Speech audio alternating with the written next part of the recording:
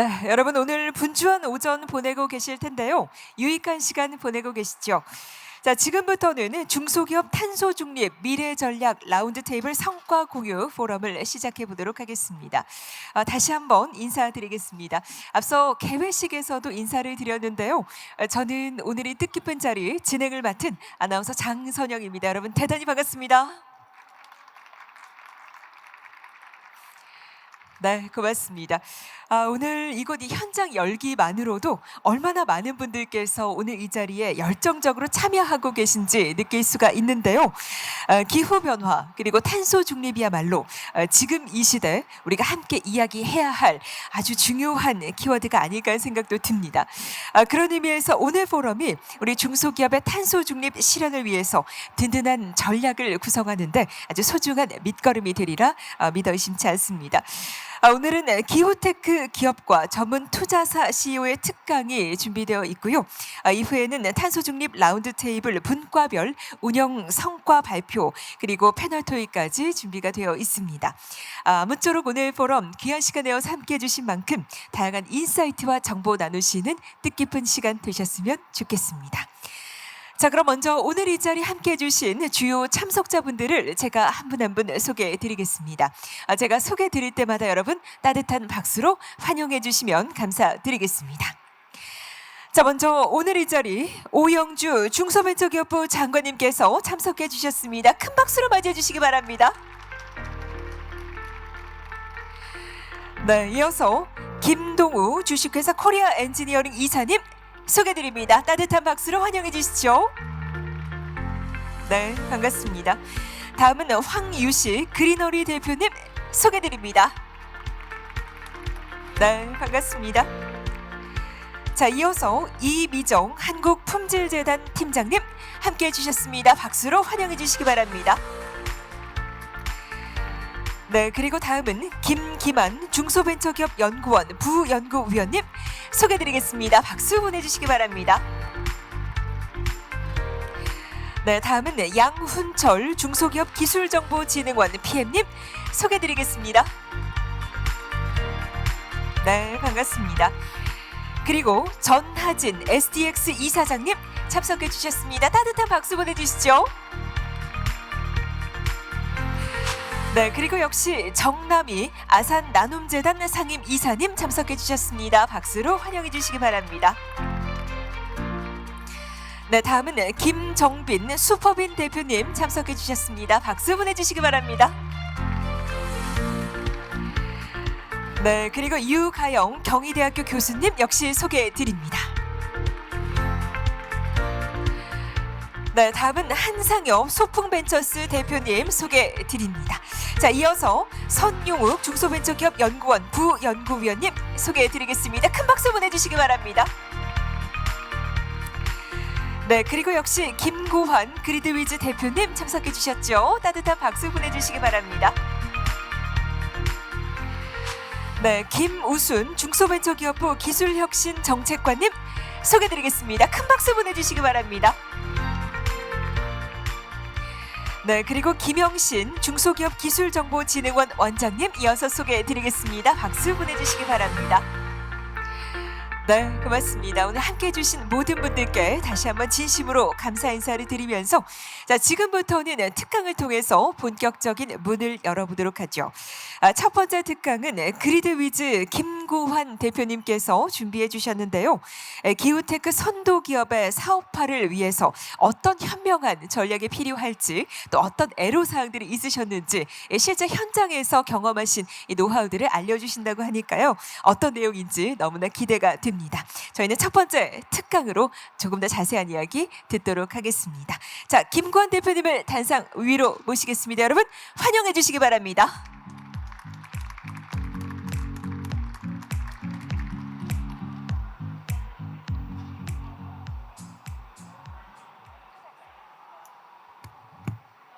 네, 반갑습니다. 그리드위즈 대표 김구환입니다. 최근 며칠 동안 좀 무리한다고 목소리가 조금 잠겼습니다. 양해 부탁드립니다. 네. 그리드위즈 소개를 드리고 그 사업 모델과 그리고 오늘 이제 여러 벤처 창가들이 있는 자리에서 몇 가지 좀 코멘트를 드리고 경험을 좀 공유하고 싶은 자리입니다. 네. 장관님을 비롯해서 많은 VIP 분들께 감사 인사드립니다. 이렇게 뭐 영광된 자리를 초대해 주셔서 감사합니다. 네. 그리드위즈는 에너지 데이터 텍 컴퍼니입니다. 아시다시피 이제는 저희가 모두 탄소 중립을 해야 돼요. 그리고 그에 따라서 재생에너지를 포함한 분산 전원이 굉장히 급속하게 증가하고 있습니다. 그래서 전 세계 제일 큰 투자 회사인 블랙락의 CEO가 앞으로 유니콘 1000개 기업은 그린 기업에서 나올 것이라고 했습니다. 근데 이제 여기에 문제가 좀 있습니다. 사실 기존 발전소들은 보시면은 중앙 집중형에서 이 굉장히 심플하고 좀 이렇게 그 관리가 용이한 형태로 구성되어 있는 반면에 앞으로의 모든 발전소들은 굉장히 소규모로 쪼개지고 분산되어 있고 심지어는 숫자는 100만 개가 넘어갑니다. 그리고 그런 것들이 제어가 대단히 어려워요. 왜 그러냐면은 지금은 발전을 하고 있지만 조금 있다가 시간이 지나면 소비를 하게 되고, 그러니까 말 그대로 소비자가 발전자가 되고 발전자가 다시 소비자가 되는 이런 프로슈머 시장이 나온다는 거죠. 그래서 이런 재생에너지를 포함한 분산전원은 굉장히 제어하기가 힘듭니다. 그런데 우리 전력 시스템은 공급과 수요가 맞지 않으면 블랙아웃이 생깁니다. 전기가 남아돌아도 정전이 발생하고 전기가 모자라도 정전이 발생합니다. 그래서 이 밸런싱, 균형을 맞추는 게 대단히 중요합니다. 하지만 두 가지 저희가 난제를 안고 있어요. 공급 측면에서 재생에너지가 증가하면은 날씨에 따른 변동성이 어마어마하게 커집니다. 그리고 수요 측면에서도 최근에 4차 산업혁명이라든지 여러 가지 이제 커스터마이즈드 프로덕션 이런 기법들이 나오면서 수요도 예측하기가 대단히 힘들어요. 그리고 심지어는 사용하던 사람들이 이제는 발전을 하기 시작해요. 언제 발전할지도 잘 모릅니다. 그래서 총체적으로 요거를 굉장히 섬세하게 관리하지 않으면 이제 어려운 시대가 되었습니다. 그래서 데이터 기반의 에너지 서비스가 필요하게 되었습니다. 그리드위즈는 가상발전소 기업입니다. 보시는 것처럼 전국에 흩어져 있는 재생에너지를 비롯한 분산전원과 그리고 ESS라든지 전기차와 같은 제어 가능한 분산전원을 다 모아서 연결해서 예측하고 분석하고 그리고 최적화해서 새로운 가치를 만들어냅니다. 현재 저희가 하고 있는 분야는 보시는 것처럼 네 가지입니다. 디맨드 리스폰스라는 수요 관리, 그리고 전기차 충전, 그리고 에너지 스토리지 시스템이라는 이제 에너지 저장 장치, 그리고 재생에너지 분야입니다. 요 위에 디맨드 리스폰스하고 EV 차징, 에너지 스토리지 시스템은 세 가지는 국내에서 그리드위즈가 1위를 하고 있는 사업 분야라고 보시면 되겠습니다. 그래서 수요 관리 서비스는 대형 공장이나 에너지를 사용하는 사용자들이 전력망이 위급할 때 전기를 꺼주면 돈을 주는 그런 서비스입니다. 그래서 최근에는 이제 오히려 더 많이 쓰면 또 돈을 주는, 그때는 전기가 남아돌 때입니다. 최근에 이제 제주도를 비롯해서 이게 재생에너지 발전량이 더 많을 때는 오히려 전기를 쓰면 돈을 받는 이런 이제 그 마이너스 전기 요금 체계가 만들어지고 있습니다. 그리고 에너지 저장 장치는 쌀 때 저장을 해서 비쌀 때 판매를 해서 수익을 창출하는 거죠. 요거는 보통 이제 뭐 한 그 그리드위즈 자체적으로 운영하고 실시간 운영하고 있는 자원이 약 870메가와트 정도 됩니다. 원자력 발전소 한 기 정도를 전국에 250군데에 분산해서 운영하고 있고요. 요거는 초 단위로 실시간 관리한다고 보시면 되겠습니다. 그리고 전기차 충전 솔루션, 요거는 충전하는 양을 제어하거나 시간을 제어하거나 혹은 앞으로 이제 V2G가 되면은 차 안에 있는 전기를 뽑아서 전력망에 되팔 수가 있습니다. 그렇게 해서 추가적인 수익을 만들고요. 물론 재생에너지도 같이 하고 있는데 이 네 가지를 합치고 융합하고 최적화할 때 훨씬 더 많은 가치들을 애드업할 수 있다는 게 이제 실제 데이터로서 증명이 되고 있습니다. 그래서 전체적으로 그리드비전은 에너지 데이터를 이용해서 이런 분산 전원들을 모으고 융합하고 가치를 만들어내는데, 현재까지 가지고 있는 분산 전원 총량은 3기가와트 정도 됩니다. 원자력 발전소 3기에 해당하는 분산 전원을 운영을 하고 있습니다. 사실 지금은 이렇지만 저희 시작은 대단히 미미했습니다. 2013년에 3명이서 시작을 했어요. 정말 작게 시작했는데 지금은 이제 1,300억 원 이상의 매출을 내면서 인원은 약 130명 정도 되고 있습니다. 이번 6월에 저희가 상장을 했습니다. 사실 여기까지 오기까지는 대단히 좀 여러 가지 우여곡절이 많았습니다. 첫 번째는 저희가 하고 있는 분야가 13년도에는 굉장히 새로운 시장이었다는 거죠. 그래서 2013년에 정말 어려울 때 저기 보시는 중기부의 창업 맞춤형 사업을 저희가 했습니다. 5천만 원짜리를 응찰을 해서 약 3,500만 원짜리인가 실질적으로 저희가 수행을 한 금액이었던 것 같아요. 어마어마한 도움이 됐던 걸로 기억을 합니다. 감사합니다, 장관님. 그리고 저희 다른 이제 전략 하나는 시작부터 저희는 글로벌을 타겟했어요. 모든 기술과 모든 이제 시장은 전부 국내가 아니라 해외를 타겟팅했다. 이게 조금 좋았던 것 같고요. 에피소드를 하나 말씀드리면, 국내 시장이 그 당시에 굉장히 어려웠어요. 투자 받기도 힘들어서 3년 동안 저희가 투자를 못 받았어요. 제가 한 30군데 정도 투자 유치를 IR을 다녔는데, 마지막에 갔던 한 군데에서 과학기술주 이렇게 투자한다, 거기서 이렇게 기뜸을 해주더라고요. 엘리베이터 타고 내려가면서 이렇게, 요즘에 이게 벤처 캐피탈 분야에 3가지 불문율이 있답니다. 3가지 하지 말아야 될 불문율. 첫 번째는 태양광, 투자하면 안 된다. 그다음에 두 번째는 전기차, 세 번째는 스마트 그리드. 그런데 이 3가지를 다 하는 회사는 처음 봤다는 거예요. 그래서 사실 투자를 못 받고 있다가 2016년에 아주 IB에서 이렇게 투자를 받았습니다. 그게 첫 번째였고, 17년에 SK가 SI로 들어오는, 그러면서 이제 사업에 좀 활력을 받았습니다. 그리고 두 번째 어려운 점은, 이게 사실 에너지가 정책 위주의 사업이에요. 그러다 보니까 정책 변화가 심합니다. 매년 법이 바뀌고요. 그러니까 한 가지 만들어 놓으면 또 새로 만들어야 되고, 그리고 이게 에너지 분야가 다양한 사람들이 모여 있어요. 소프트웨어 엔지니어, 앱 개발자, 하드웨어 엔지니어, 펌웨어 엔지니어, 통신 엔지니어, 안전기술자, 현장 기술자까지, 전기 기능장까지 있어요. 처음에 협업이 안 되는 거예요. 그래서 저희가 이제 초기에 회사 시작할 때 사용했던 전략은, 기업 문화가 정말 중요하구나.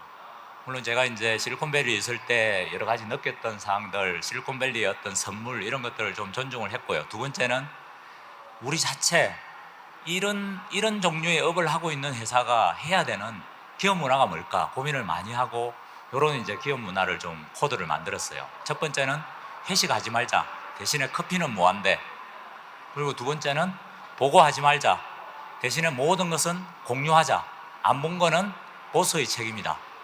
그리고 세 번째는 평가도 하지 말자, 대신에 우리는 함께 가자. 그렇게 해서 사실 좀 협업이 됐어요. 그전에는 굉장히 사일로 문화도 심하고 각자 따로 놀고 자기 주장, 이게 재밌는 게 전기 분야하고 가스 분야는 이게 말도 안 합니다, 요즘에. 그리고 사실 전기공사하고 전기 안전공사하고 또 엄청 달라요. 그래서 그 둘도 거의 대화를 안 하더라고요. 이렇게 하니까 좀 좋아졌습니다. 그리고 두 번째는 그 당시에 이게 에너지 산업이 대단히 혼탁했어요. 그래서 막 너도 나도 할 수 있다, 과잉에 빠져 있더라고요. 그래서 우리는 할 수 있다는 단어를 쓰지 말자. 그래서 우리는 하고 나서 해봤더니 이렇게 되더라. 그래서 신뢰를 주면서 이제 국가 연구기관부터 저희 고객이 되면서 좀 좋은 결과들이 만들어졌던 것 같아요. 그리고 사람의 무엇보다 중요했습니다. 왜 그러면 스타트업의 재산은 사람이에요. 회사 건물이 어디에 있든 그 임직원들이 있는 장소가 회사입니다.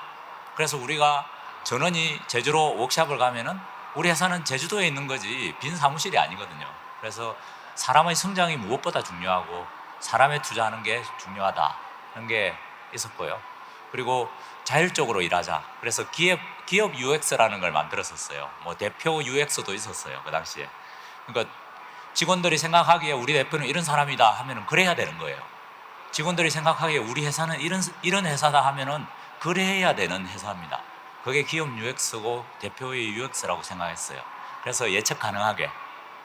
그리고 뭐 우리나라 좀 병폐가 크지 않습니까? 가족 같은 회사. 이 세상에 가족 같은 회사는 없습니다. 예. 가족이 먼저인 회사를 만들자. 그리고 가족은 들이지 않는 회사를 만들자. 이게 사실은 이번에 올해 12월 달에 첫 번째로 깨져요. 우리 회사 직원 둘이서 결혼을 합니다. 이제는 가족이 첫 번째로 회사에 들어왔습니다. 네. 그리고 사람이 성장하는 임직원 구성원들이 성장하는 회사. 그리고 톡톡데이라고 하루는 놀자. 그러니까 뭐 이렇게 레크레이션 하고 집에 빨리 가는 날을 한 달에 한 번씩 만들었어요. 그리고 실천하는 우리 이제 회사의 비전이 힐디얼스인데 뭐 지구를 구하자였는데 그거를 매일 실천할 수 있는 아이디어들을 발굴해 실천했고요. 그리고 아직 저희가 의무는 아니지만 계속해서 매년 ESG 보고서를 발간하고 있습니다. 저희는 이미 2022년부터 RE100을 달성했고요. 지금은 EV100을 하고 있는데 EV100이 약 75% 정도 달성이 됐습니다. 회사에 있는 모든 차는 전기차로, 회사가 쓰는 모든 에너지는 재생에너지로 그렇게 하고 있습니다. 이게 이제 사실 뭐 어려움을 이야기하면 한도 끝도 없어요. 제일 큰 어려움은 사회적인 공감대인 것 같습니다. 우리가 가야 될 길은 확실한데 탄소 중립과 에너지 전환을 해야 되는데 사회적인 공감대가 아직 그거를 할 수 있는 환경이 안 만들어지고 있다. 그래서 다양한 방법으로 각계의 분들이 사회적인 공감대를 만들기 위한 노력들을 앞으로 좀 더 많이 해야 되지 않을까. 지금 사실 전력 질주를 해도 좀 늦은 편이에요. 하지만 지금 여러 가지 사항들 때문에 좀 발이 묶여 있는 상태라서 조금 답답함을 느끼고 있는데 앞으로 하나하나씩 우리가 해결한다는 생각보다는 앨런 머스크가 이야기했던 것처럼 우리가 앞당기는데 하루라도 앞당기는데 조그마한 기여라도 하겠다는 생각으로 좀 열심히 헤쳐나가야 될 분야라고 생각을 하고요. 두 번째는 생태계가 필요합니다. 이게 에너지 혁신 쪽에 생태계가 이런 창업 생태계, 벤처 생태계 처음 하려고 할 때 누가 어떻게 해야 될지 잘 몰라요. 그리고 무엇을 먼저 시작해야 될지 잘 모릅니다. 그래서 이런 생태계 구축을 국내에서도 해서 나가야 되겠다. 마지막으로 말씀드리면은 현재 올해 국내 전력 분야의 시장이 약 100조 정도 됩니다. 한전 기준으로 봤을 때 2050년에 탄소 중립이 끝나면 약 600조의 시장이 만들어져요.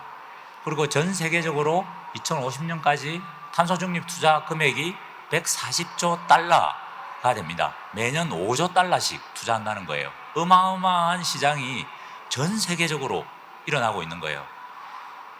그래서 우리가 국내에 정말 멋진 생태계를, 혁신 생태계를 만들어서 K에너지로 세계를 한번 선도해 봤으면 하는 바람입니다. 이상입니다. 감사합니다. 네, 여러분 다시 한번 따뜻한 박수 보내주시죠. 네, 대표님 특강 감사드립니다. 정말 기업 문화까지 멋진 내용들 소개를 또 해주셨는데요. 가상발전소 기업인 그리드 위즈의 경험과 노하우들 소개를 또 해주셨죠. 에너지 데이터를 통해서 새로운 가치를 만들어가고 계신 그 과정이 굉장히 또 인상적이었는데요. 무엇보다도 오늘 이 그리드 위즈가 있기까지 어떤 어려움을 또 헤쳐오셨는지 아주 진솔한 말씀을 더해주셔서 아마 오늘 함께하고 계신 분들께 소중한 인사이트가 되셨을 것 같습니다. 자, 이어지는 두 번째 특강은 소풍벤처스 한상엽 대표님께서 준비해 주셨고요. 아마 많은 분들께서 역시 흥미롭게 관심을 갖고 계신 주제죠. 글로벌 기후테크 투자 동향, 그리고 기후테크 투자의 특성과 또 국내 기후테크 투자의 성공 사례뿐만 아니라 정부의 역할까지 함께 짚어보도록 하겠습니다. 자, 대표님께서는 기후테크와 혁신기업에 투자하면서 우리 창업가와 함께 지속가능한 미래를 설계하고 계신데요. 조금 더 자세한 이야기 저희는 단상으로 모시고 이야기 나눠 듣도록 하겠습니다. 자, 한상엽 대표님을 단상 위로 모시겠습니다. 여러분 환영해 주시기 바랍니다.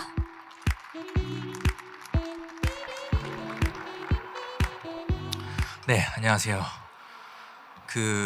참 그리드위즈 같이 참 훌륭한 회사의 이야기를 들으니까 저 역시 가슴이 뛰고 왜 우리는 그리드위즈에 미리 투자하지 못했나라는 생각이 좀 드는데요. 이제는 분위기가 바뀌었으니까 뭐 태양광, 뭐 전기차, 그리드 하시는 분들 이제 투자 받기 더 좋아졌습니다. 그래서 좀 희망을 가지시면 좋겠고요. 오늘 아침에 커피 한 잔씩들 하셨죠? 예, 뭐 차를 드신 분도 계실 거고, 우리가 이 일상을 살아가기 위해서 혹은 살아내기 위해서 이미 전 세계적인 협력, 연결을 우리는 하고 있고 또 되어 있다라고 말씀드릴 수 있겠는데요. 기후 변화로 인해서 아침에 일어나서 마시는 커피 한 잔이 위협받고 있다는 사실을 알고 계실까요?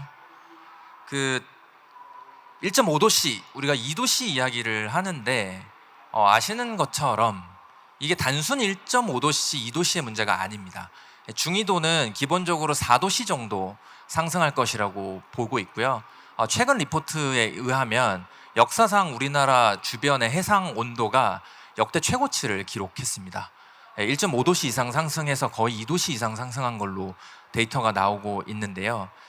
편안한 일상이 이제 위협받는 이런 상황에서 어떻게 이 문제를 풀어나갈 것인가가 우리가 마주하고 있는 현실일 텐데요. 재난도 늘어나고 있습니다. 이미 지난 여름에 역대급 더위를 경험하셨을 거고, 올겨울 엄청 추울 거라고 원래 이야기를 했는데 지금 낮에 덥죠. 겨울치고는. 이 예측치를 벗어나면 무슨 일이 생기는가? 국가 경제에 심각한 타격이 옵니다. 이미 수많은 연구 보고서들이 강수량과 기온에 따라서 지역 총 생산은 물론이고 국가 전체 GDP가 위협받는 상황에 다다르고 있다라는 이야기들을 하기 시작하셨고요. 실제 여러 산업별로 타격이 정말 큰 상황입니다. 그래서 이제는 기후가 그냥 단순하게 내 생활을 위협받는 수준을 넘어서서 내 생활을 포함한 국가 경제, 우리의 글로벌 경제까지 위협받는 상황이라고 말씀드릴 수 있겠는데요. 이러한 상황에서 한국 갈 길이 멉니다. 글로벌에서는 기후 악당이라고 불리는데요. 그렇지만 우리나라 잠재력이 매우 큰 나라라는 거 역시 알고 계시죠. 물론 갈 길이 멉니다만 여전히 글로벌에서는 가장 강력한 또 경쟁력이 있는 제조국가, 제조업을 가지고 있는 나라이기도 하고요. 전기차는 물론이고 배터리, 에너지 등 각 분야에서 잠재력을 굉장히 높게 평가받고 있습니다. 특히 이러한 부분이 굉장히 중요한 이유는 IPCC 보고서에서도요. 글로벌 넷제로 달성은 현재 존재하지 않는 기술로 달성해야 된다라고 이야기합니다. 즉 지금 우리가 눈에 보이는 혹은 실제 사용하고 있는 기술로만 넷제로가 달성이 되진 않을 거고요. 그리드위즈도 지금 없는 기술을 더 개발하고 계실 거고, 저희 같은 투자사도 지금 우리는 보유하고 있지 않지만 10년 후, 20년 후에 한국 사회는 물론이고 인류가 마주하고 있는 문제를 풀어낼 기술들을 찾고 투자해야 하는 것이 현실입니다. 이를 위해서 우리 정부도 정말 발빠르게 대응을 해주고 계십니다. 글로벌 주요 선진국 대비해서 전혀 뒤떨어지지 않는 규모다라고 말씀드릴 수 있겠고요. 물론 디테일은 더 보완이 되어야 합니다. 특히 중기부에서도 모태펀드를 비롯해서 여러 정책을 활용하셔서 이제 좀 기후테크 하는 분들, 태양광 하는 분들, 파워그리드 하시는 분들, 혹은 농식품을 통해서 기후를 좀 더 잘 적응하려고 하는 분들, 이제 투자를 좀 받을 수 있겠구나라고 하는 좀 가시성에 다다른 시기라고 말씀드릴 수 있겠는데요. 근데 여기서 멈춰서는 안 되겠죠. 더 가야 됩니다. 특히 글로벌 동향을 보면 한국과는 조금 더 빠른 모습을 저희가 목격할 수 있는데요. 아무리 경기 침체다, 어렵다라고 하지만 기후테크 투자를 위한 투자 조합 결성은 속속되고 있습니다. 역대급의 투자 가능 재원을 보유하고 있는 시기라고 말씀드릴 수 있겠고요. 통계나 보고서마다 조금씩은 다릅니다만 전반적인 추세가 조금 하락했다 없다라고 보이는 측면도 있습니다. 여기서 지금 좌측에 있는 표는 에쿼티 투자만을 대상으로 한 표고요. 우측에 있는 표는 정부에서 제공하는 그랜트 등을 모두 포함한 수치입니다. 즉 에쿼티 투자는 조금 위축된 모습을 우리가 볼 수 있고, 이 부분은 시장 전체의 민간의 조응이라고 본다면, 우측에 정부에서 제공하는 R&D를 비롯한 각종 그랜트 등은 여전히 꺾이지 않고 지금 예측치를 포함한다면 다시 반등하는 모습을 보여주고 있는데요. 민간에서 투자를 하는 데 있어서의 어려움은 현재 시장이 존재하는가, 성장률이 얼마나 나오는가, 매출이, 이익이 얼마나 나오는가에 대한 좀 재무적인 부분이라고 한다면, 이러한 부분이 조금 침체를 겪을 때는 저는 정부의 역할이 갈수록 중요해진다라고 감히 말씀드리고 싶고요. 이러한 기조에서 투자사로서 제가 바라보는 굉장히 흥미로운 측면은 초기 내지는 중기 분야에 그 단계의 투자 금액이 점점 늘어나고 있다는 겁니다. 기후테크 실제 현장에서 하시는 분들은 대부분 자본이 엄청나게 필요한 일을 하고 계시기 때문에 소액 투자로는 정말 의미가 없다라는 생각들을 하실 텐데, 일단 글로벌은 학습이 끝났습니다. 기후만큼은 초기에 대량 투자가 필요하구나. 이제 이러한 부분을 한국이 어떻게 받아 이어갈 것인가, 혹은 어떻게 하면 더 선도할 것인가가 앞으로 우리가 마주한 문제일 텐데요. 기후테크는 시간이 오래 걸립니다. 그리드위즈가 사실 거의 10년 만에 상장을 하셨는데 진짜 빨리 하신 거고요.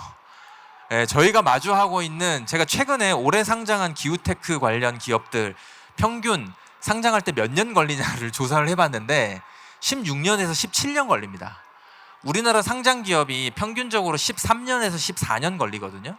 훨씬 오래 걸립니다. 기술 개발에만 3년, POC에만 3년, 첫 매출 내는데 또 한 3년 걸립니다. 거의 10년은 해야 시장에서 인정받을 수 있을 거고요. 두 번째, 정책 정말 중요합니다. 시장만큼이나 중요해서 정책의 가시성, 예측 가능성이 정말 중요하다라고 말씀드릴 수 있겠고요. 끝으로는 기후테크는 이종 간의 융합 사업입니다. 기후테크 그 자체로 존재할 수는 없고요.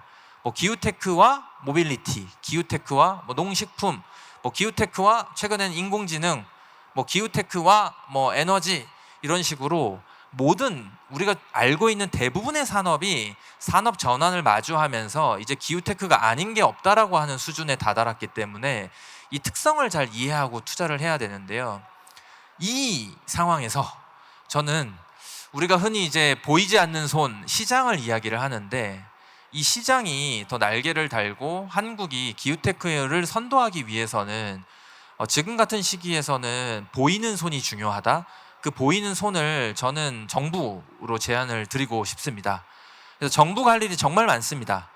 시장을 우선적으로 조달 시장이나 혹은 ESG 등을 비롯한 각종 우리가 흔히 얘기하는 기후와 환경 관련된 공시, 규제 등을 통해서 의무화를 시켜주셔야 될 것 같고요. 정책 정말 중요하기 때문에 지금 2030년까지 계획이 나왔고, 우리나라가 아시아는 물론이고 거의 전 세계 최초로 헌법재판소에서 현재 정부가 가지고 있는 탄소중립 기본계획이 헌법에 불일치한다라는 판결이 나왔거든요. 그 이유는 2030년 이후에 계획이 없어서 그렇습니다. 그래서 현재 정부가 2050년까지의 계획을 차근차근 만들고 있고요. 이러한 계획들이 발표된다면 훨씬 더 가시성을 우리가 가질 수 있을 거라고 보고 있고요. 그리고 R&D 정말 중요합니다.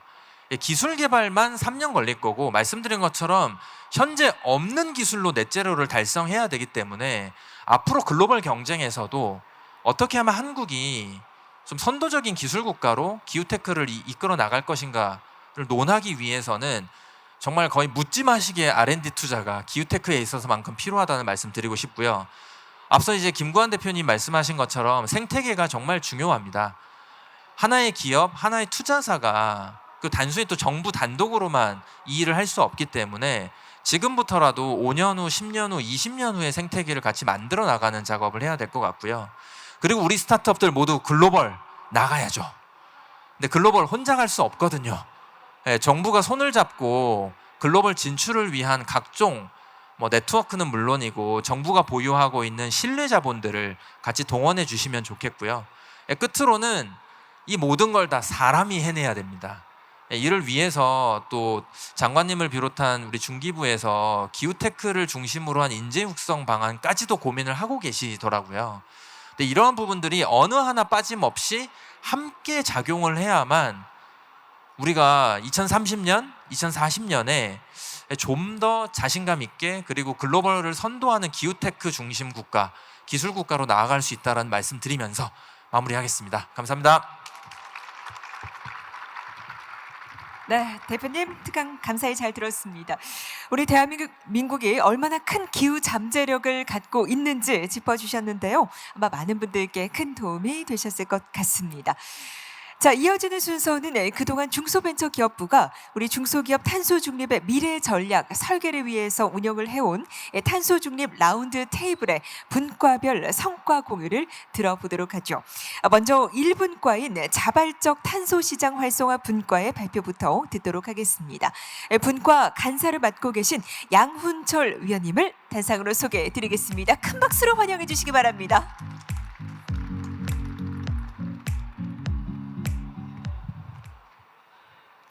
예, 안녕하십니까. 지금 1분과 간사를 맡고 있는 양훈철이고요. 발표를 좀 드리도록 하겠습니다. 자발적 탄소시장 활성화 분과 성과 공유드리겠습니다. 목차는 추진 배경, 탄소시장 현황, 그리고 VCM의 활성화 방안 성과 공유, 그리고 정책 재현 순이 되겠습니다. 먼저 추진 배경입니다. 추진 배경은 탄소 중립은 잘 아시는 바와 같이 이제 기업의 생존과 이제 성장의 핵심 이슈이고, 잘 아시는 바와 같이 EU의 탄소 국경 조정 제도, 그러니까 CBAM이라고 하죠. 그래서 이런 부분, 그리고 공급망 실사, 그리고 기업들의 ESG 공시, 이런 것들이 좀 강화되고 있는 추세입니다. 그리고 또 중소기업은 탄소 중립이 이제 필요하지만 잘 아시는 바와 같이 비용, 정보, 그리고 기술이 이제 부족한 상황이고요. 자발적 탄소 시장, 이제부터 VCM이라고 제가 부르겠습니다. VCM은 신뢰도, 투명도 개선이 필요합니다. 그리고 탄소 시장 활성화를 위해서 미국, 일본 등 국가별 정부의 정책 지원이 확대되고 있는 추세에 있습니다. 탄소시장 현황 말씀드리겠습니다. 탄소시장은 크게 규제적 탄소시장 그리고 자발적 탄소시장으로 나누어지는데요. 대표적인 규제적 탄소시장은 CCM이라고 하는데 연간 125억 톤이 거래가 되고 1290조 원 시장 규모가 되겠습니다. 이에 비해서 자발적 탄소시장은 연간 한 3억 톤 정도 거래가 되고 3조 원 시장으로 아주 미미한 시장입니다. 앞으로 시장이 커진다고 예상이 되고 있습니다. 관련된 탄소시장 비교표는 참조해 주시기 바랍니다. 탄소시장의 구성 요소입니다. 탄소시장은 맨 위에 보이는 프로젝트 개발자부터 맨 밑에 있는 최종 구매자까지 사이에 검증, 인증, 표준, 마켓플레이스 등 여러 기관들이 역할을 하고 계십니다. 이와 관련돼서 맨 오른쪽에 보이는 분홍색 부분의 서플라이 측부터 맨 왼쪽에 있는 이제 구매자 측까지 이렇게 시장을 형성하고 있는 것을 보실 수 있습니다. 탄소 시장과 관련돼서 대표적인 규제가 EU의 탄소 규제겠죠. 그래서 탄소 국경 조정 제도라고 하는 것이 약 1년 후인 2026년 1월부터 전면적으로 시행이 되고 철강, 알루미늄 등 6대 품목을 수출하는 우리나라의 입장에서는 이러한 부분에서 비용 증가가 상당히 예상이 되고 있습니다. 탄소 시장은 인증기관인 글로벌 인증기관이라고 하는 베라에서 작년도에 산림 프로젝트 관련돼서 탄소 감축상에 긍정적인 영향이 없다라는 이러한 발표가 가디언지에 나오면서 아주 그 신뢰성에 큰 타격을 입은 바 있습니다. 국가적인 정책을 좀 살펴보면 미국, 일본, 싱가포르 등 각 국가들이 자발적 탄소 시장과 관련돼서 정부 주도로 이러한 것들을 조금 정부가 많이 좀 개입해서 정책의 신뢰성을 좀 강화하려고 노력을 하고 있고요. 미국 같은 경우에는 올해 5월에 미국 정부가 VCM을 통해서 기후 목표를 달성하고 리더십을 강화하는 의지를 표명한 바 있습니다. 그러면 저희 분과의 활성화 방안 내용 공유드리겠습니다. 정부는 지난 1년 이상 동안 VCM의 활성화를 위해서 탄소 중립 촉진법 이런 부분들을 준비를 하셔서 지난달에 발의를 하셨습니다.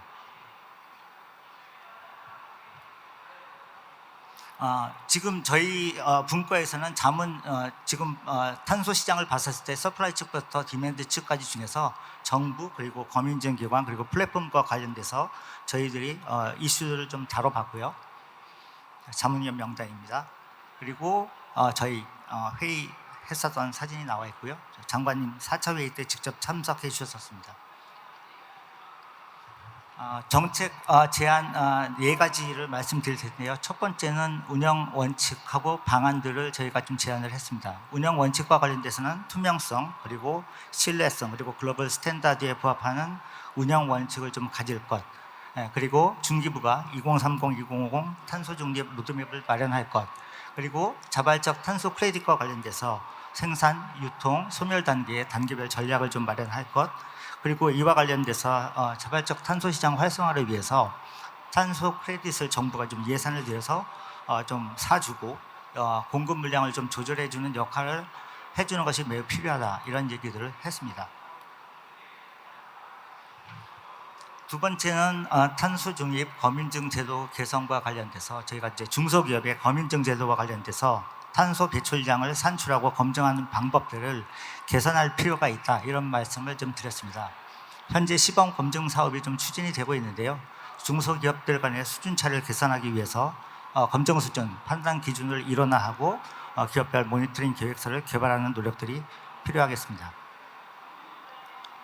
이 부분은 참고해 주시기 바라고요. 세 번째 정책 제안은 중소기업 원스톱 지원 체제 구축이 되겠습니다. 정부에서 중소기업과 관련된 설비, 기술, 자금들을 좀 지원을 해주고 앞으로 생기게 될 탄소중립 촉진센터에서는 수출국 대응과 관련된 안내 자료와 시스템을 중소기업에 제공하는 방법이 있겠습니다. 이와 관련돼서 도식적으로 한번 살펴보면요, 탄소중립 촉진센터를 중심으로 해서 기업의 데이터와 관련된 것들을 모니터링하고 이런 데이터를 DB화하고 이러한 노력들이 필요하겠고, EU 그리고 US, 그러니까 미국과 같은 지역의 규제가 다 다를 텐데 묶음 감축 사업을 이렇게 묶어가지고 좀 프로그램을 진행하는 것이 필요하다, 이렇게 말씀을 좀 드렸습니다. 네 번째 정책 제안은 VCM의 무결성 부분, 인테그리티라고 하는데요. 이 부분하고 이제 신뢰성을 지속적으로 관리를 해야 되겠다. 글로벌 이니셔티브라든가 글로벌 인증기관들이 고도화되고 있기 때문에 국내에서도 주기적인 모니터링을 통해서 이를 팔로우할 필요가 있다, 이런 부분들을 좀 말씀드렸습니다. 앞에 말씀드린 4가지 부분을 이렇게 이제 묶어가지고 한번 다시 말씀드리면, 첫 번째 정부 지원 강화로 신뢰성을 회복하고, 두 번째 탄소 감축 검인증 제도를 개선하며, 세 번째 중소기업의 원스톱 지원 체계를 구축을 하고, 네 번째 VCM의 무결성 그리고 투명성을 지속적으로 관리해 나갈 필요가 있겠다. 이러한 부분들을 저희가 정책 제안을 드리면서 발표를 마치도록 하겠습니다. 감사합니다. 네, 따뜻한 박수 보내주시죠. 발표 감사히 잘 들었습니다. 네, 1분과의 성과 공유 수고해 주셨는데요. 소중한 재원들까지 더해 주셨죠. 진심으로 감사드립니다. 자, 이번에는 2분과인 기후테크 육성 분과의 발표 순서이고요. 분과 간사를 맡고 계신 중소벤처기업연구원 선용욱 위원님을 소개해 드리겠습니다. 여러분 환영해 주시기 바랍니다.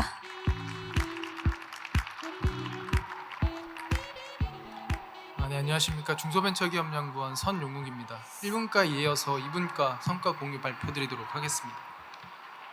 분과 목차는 다음 3개와 같고요. 첫 번째로 분과 운영 배경 및 목적에 대해서 먼저 말씀드리도록 하겠습니다. 왼쪽의 그래프는 딜룸에서 발표한 글로벌 기후테크의 기업 가치 추정 값입니다. 그리고 오른쪽에 보이시는 표는 글로벌 VC 투자 유치 현황과 기후테크와 관련된 VC 투자 유치 현황을 추정한 값을 나타내고 있습니다. 해당 자료에서 확인하실 수 있듯이 전 세계적으로 기후테크가 미래 유망 분야로 주목받고 있으나 국내 민간 투자는 상대적으로 활발하지 않은 상황입니다. 이에 국내 기후테크 중소기업 육성을 위해서 정부의 역할이 무엇보다 중요해지고 있다는 점을 말씀드릴 수 있겠습니다. 그래서 본 분과에서는 글로벌 탄소 규제를 기회로 활용하기 위하여 미래 유망 분야로 주목받고 있는 기후테크에서의 정부의 역할을 검토하기 위해 운영이 진행되었습니다. 다음은 분과 운영 경과입니다. 자문위원분들은 다음과 같이 6분으로 총 구성되어 있었고요. 자문위원들과 함께 기후테크 육성을 위해서 함께 논의가 필요하다라고 판단되는 주제를 선정한 이후에 자문위원들께서 전문성을 바탕으로 발제를 진행해 주셨습니다. 그 다음으로 이 내용을 정리한 정책 제언을 말씀드리도록 하겠습니다. 저희가 4차례의 자문회의를 진행을 하였고 이를 통해서 브레인스토밍 형태로 다양한 논의를 진행하였습니다. 그래서 이를 정리한 표는 다음과 같고 저희는 분과에서는 총 크게 5개의 전략을 제시드릴 수 있을 것 같습니다. 첫 번째는 기후테크 육성 자금 지원, 두 번째는 기후테크 육성 협력체계 구축, 세 번째는 기후테크 시장 조정 및 성장, 네 번째는 기후테크 데이터 기반 구축, 다섯 번째는 기후테크 육성 정책 세분화가 되겠습니다. 그럼 지금부터는 각 전략에 대한 필요성과 방향성에 대해서 간략히 말씀드리겠습니다. 해당 보시는 표는 특허를 바탕으로 기후테크 기업의 현황을 한번 살펴봤습니다. 보시는 바와 같이 기후테크 기업은 제조업의 비중이 상대적으로 높은 것을 확인할 수 있습니다. 따라서 아까 한상혁 대표님께서 말씀해 주셨던 것과 같이 기업 공개까지 상당히 오랜 시간이 소요되고 또한 설비 투자 등과 같이 대규모 자금을 필요로 하는 경우가 많습니다. 따라서 본 분과에서는 기후테크 중소기업의 성장을 위해 필요한 자금이 충분히 그리고 원활히 공급될 수 있도록 모태펀드 존속기간 유연화 그리고 기후테크 분야의 대출 지원책 마련 등을 제안드리고자 합니다. 특히 모태펀드 같은 경우에 아까 한상혁 대표님께서 말씀해 주셨던 것 같이 좀 더 유연하게 갈정할 수 있는 방안을 모색해 볼 필요가 있습니다. 그 다음으로 저희가 제안드리고 싶은 과제는 기후테크 육성 협력체계 구축입니다. 앞선 장에서 말씀드렸던 것과 같이 기후테크는 제조업 기반이 매우 강한 성격을 가지고 있습니다. 따라서 토지 확보 그리고 부지 확보 등에 대한 문제를 그 애로사항을 해결할 필요가 있고 이를 위해서는 지자체와의 협력이 무엇보다 중요합니다. 아울러 지자체 또한 직면하고 있는 기후 이슈가 상당히 상이하기 때문에 이를 기후테크 기업과 협력하여 해결할 필요가 있습니다. 또한 기후테크 기업 융복합적인 성격이 강합니다. 지금 보시는 그래프는 특허 데이터를 바탕으로 국내 기업이 어떠한 형태로 특허를 출원하고 있는지 그리고 등록하고 있는지를 한번 살펴봤습니다. CPC 코드가 미국과 유럽에서 개발되었기 때문에 한국 상황을 온전히 반영하고 있다라고 하기에는 좀 한계가 있지만 지금 2023년 데이터를 보시면 총 4,380건의 기후테크와 관련된 특허가 등록된 것을 확인할 수 있었습니다. 그런데 기후테크가 핵심 기술이라고 사용되었다고 추정되는 특허 건수는 123건이기 때문에 기후테크가 핵심 기술로 활용되기보다는 다른 기술과 융복합적인 성격을 가지고 보조기술인 측면에서 지금 특허가 활발히 등록되고 있다는 것을 확인할 수 있었습니다. 이에 저희 분과에서는 제조업의 비중이 높고 융복합적인 성격이 강하기 때문에 유관기관의 협력체계 구축, 규제 및 이관화가 관리체계 구축, 대기업과 스타트업 간의 M&A 협력체계 구축 등을 제안드리고자 합니다.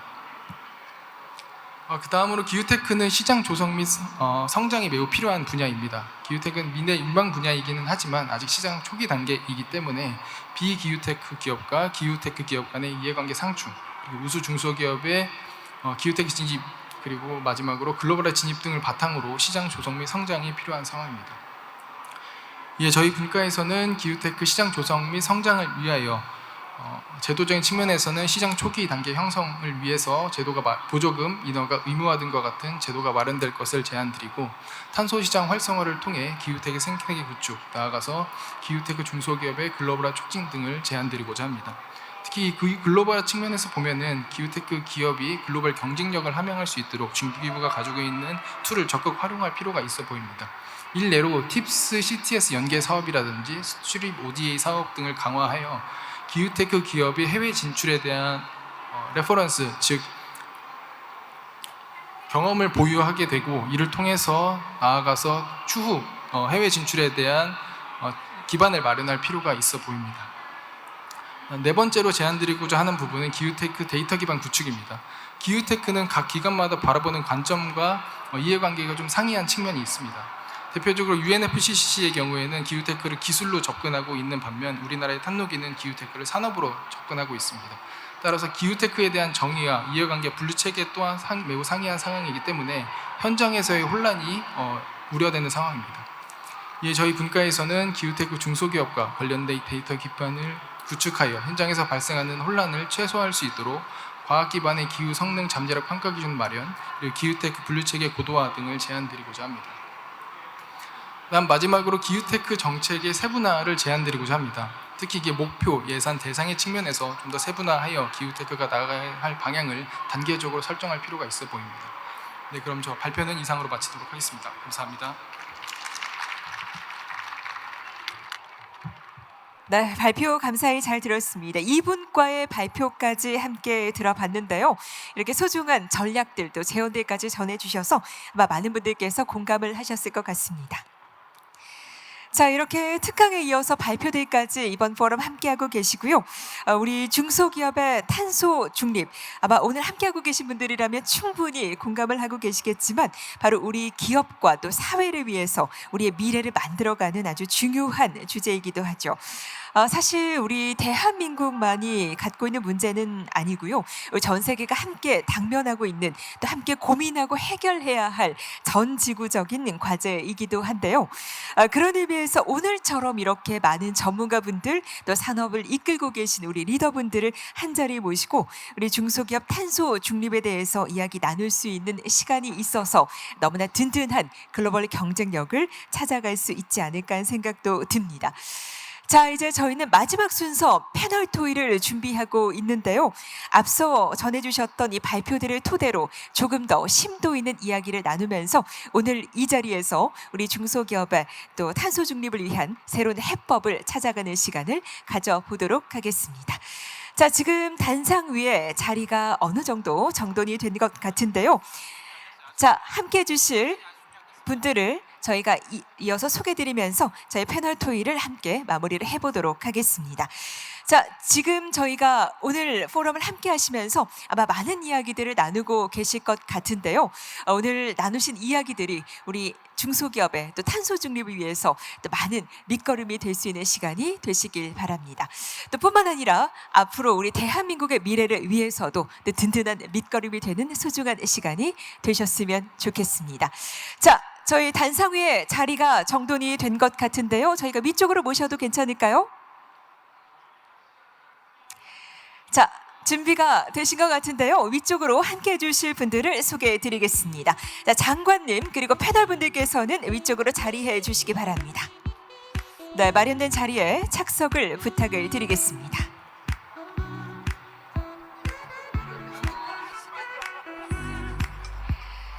자, 이제 마지막 순서 패널 토론을 함께 해주실 분들을 단상으로 모셨는데요.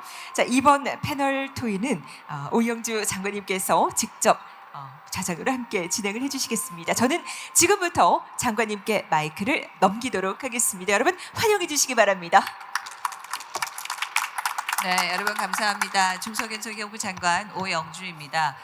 오늘 저희가 저희 탄소 중립 미래 전략 라운드테이블이라는 걸 3개월 동안 여러 산학연의 많은 전문가들, 지금 계신 전문가들을 모시고 굉장히 면밀하고 꼼꼼하게 지금 지형을 저희가 살펴왔습니다. 너무 많은 이야기들이 앞에 있었기 때문에 제 이야기는 줄이려고 하는데요.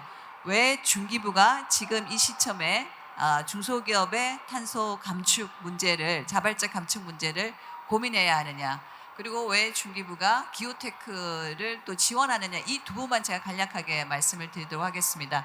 많은 이야기가 나왔지만 우리는 중소기업 중에 제조업이 많은 기업들이고 변화하는 국제 환경에서 이 제조업들이 협력사로서 계속해서 대기업과 함께 수출을 해 나가는 과정에 있어서 빨리 우리가 여러 가지로 그 탄소 감축에 대한 것으로 정리가 되어 있지 않으면은 사실 우리 경제에 큰 영향을 미친다는 인식. 근데 우리 중소기업들의 탄소 감축에 대해서는 여러 가지 법적 제도가 없기 때문에 그런 데 대한 인센티브가 없다 보니 이 부분이 어떻게 보면 우리나라 전체의 탄소 감축에 있어서 하나의 저희가 가지 않은 영역으로 있었다도 볼 수가 있습니다. 근데 이번에 저희가 CBAM 대책을 하면서 많은 중소기업들이 좀 더 많이 대비되고 싶어하고 또 역량을 갖추고 싶어하는데 대기업이나 다른 데에 비해서 중소기업들은 아직 역량이 없기 때문에, 그렇다면 많은 분들이 이야기하신 대로 정부의 역할이 필요한 지점이다. 이 부분이 하나 있었고요. 여러분이 잘 아시다시피 중기부는 스타트업을 지원하는 주무부서입니다. 그 스타트업들의 주무부서로서 기후테크라고 하는 부분을 별도로 저희가 정리해서 해오지는 않았습니다만 이 기후테크가 대부분 딥테크에 해당하는 굉장히 고도의 기술 그리고 또는 인프라를 가지는 기업들이라서 저희가 지원해온 기업들의 기후테크가 있기는 합니다. 하지만 이 기후테크가 앞으로 우리나라의 여러 가지 저탄소, 탈탄소를 위한 기술적인 어떤 지형을 바꿔 나갈 수 있는 부분이 있고 또 많은 분들이 이야기를 하셨지만 단순히 지구를 지킨다라는 굉장히 높은 그러한 여러 가지 목표도 있지만 이게 바로 시장이 되고 있습니다. 전 세계적으로 이 부분이 시장이 되고 있고 많은 투자가 들어가고 있기 때문에 우리 스타트업들 중에서 그런 역량을 가지고 있는 기후테크들을 빨리빨리 지원하고 키워나가는 것은 이 또한 스타트업을 담당하고 있는 중기부로서 굉장히 필요하다. 그렇다면 그 영역을 제대로 확립을 하고 이 민간의 시장이 활성화되게 할 수 있도록 정부의 역할을 어떻게 가져가고 그림을 그릴 것이냐. 법적, 제도적 정비, 그리고 기후테크에 대한 지원 이런 게 굉장히 필요한 시점이다라는 인식을 중기부가 갖게 되었고 그래서 이렇게 훌륭하신 우리 라운드테이블에 참석한 전문가들을 모시고 정말 3개월 동안 면밀하게 검토했고 그래서 앞에 그러한 나와 있는 여러 제언을 저희가 받은 것입니다. 그리고 이제 그래서 자발적 탄소 시장을 하나 하는 게 있고요. 기후테크 지원을 하는 게 있어서 자발적 탄소 시장은 이미 법이 지금 이제 국회에 나와 있는 상황입니다. 앞에 너무 많은 이야기들이 있었기 때문에 이 짧은 시간들에 있어서 저희가 여러 가지 기본적인 이야기를 하기보다는 이렇게 하셨던 라운드 테이블에서의 내용들을 중기부 자체의 법 정책을 위해서 지금 뭘 해야 한다라고 하는 것에 좀 포커스를 두고 말씀을 해주시면 좋겠습니다. 먼저 저희 기후테크부터 시작하겠습니다. 김정민 대표님 너무 많이 알려지시고 유명하신 분이고 오늘 또 굉장히 스타트업처럼 하고 나오셨는데요. 저희 그 IT, AI 기술을 해서 순환경제에서 지금 아주 정말 대표 주자로 계십니다. 대표를 계셔도 어려우신 분이 많다. 에로가 했다고 생각하셨는데 기후테크 기업의 활성화를 위해서 중기부가 어떤 정책을 꼭 해야 한다. 이게 빠져있다. 이렇게 말씀을 좀 부탁드리겠습니다. 물론 뭐 하시고 싶으신 말씀 하시면서요. 네. 네, 그 장관님이 이제 궁금해하시는 것처럼 저희 논의의 핵심은 이 기후 산업의 생태계가 만들어지는데 어떠한 정부의 역할이 필요하냐 여기에 이제 저희들이 주목을 해야 될 것 같고요. 물론 저희가 경험한 하나의 이제 스타트업 대표로서 경험한 게 모든 거를 다 설명할 수는 없지만 저희가 지난 9년 동안 기후테크 기업으로 사업을 하면서 느꼈던 부분은 기후테크에 대한 어떤 시장 형성에 필요한 수요자에 대한 부재였습니다. 그러니까 사실은 기후테크는 거대한 사회적 문제고 이 사회적 문제는 이제 정부가 직접 풀기에는 매우 어렵기 때문에 기후 스타트업 같은 새로운 어떤 사적 시장의 플레이어들을 이용해서 이 문제를 해결해 나가고 있는데요. 그렇게 기후테크 기업들이 만들어낸 제품과 서비스가 시장에서 공공재적인 성격을 갖다 보니까 수요 시장을 창출하는 게 상대적으로 어렵습니다. 그러면 저희들이 이제 앞에서 발표하신 연사님들도 언급하신 것처럼 생태계가 구성돼야 된다라고 얘기를 하는데 그 생태계는 제가 느낀 첫 번째 단초는 거래가 일어나는 겁니다.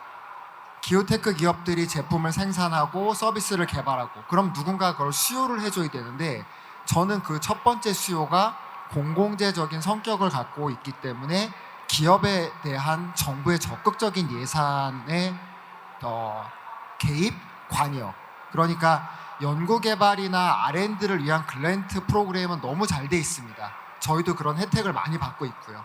하지만 저희가 만들어진 사업의 솔루션이 민간 기업이 사줄 때까지 기다리는 건 매우 어렵습니다. 하지만 정부가 그런 수요자로서의 역할을 적극적으로 간섭함으로 인해서 저는 그게 시간이 축적이 되면 반드시 생태계를 만드는 단초가 될 거라고 믿습니다. 그런 부분에 많은 부처들의 이해관계를 조종하면서 스타트업의 어떤 수요 시장을 기후테크들의 수요 시장을 창출하는 중기부의 어떤 역할론을 한번 기대해 보고 싶습니다. 굉장히 로컬 가버먼 그러니까 지방 정부의 역할도 굉장히 중요하다는 말씀들을 많이 하셨는데 그 부분 조금 더 해주시고 제가 넘기도록 하겠습니다. 네. 네, 기후테크 기업들이 사업을 하게 되면 실제로 우리나라는 지방 정부들이 폐기물이든 에너지든 여러 가지 부분에서 권한을 갖고 직접적으로 활동을 하게 됩니다.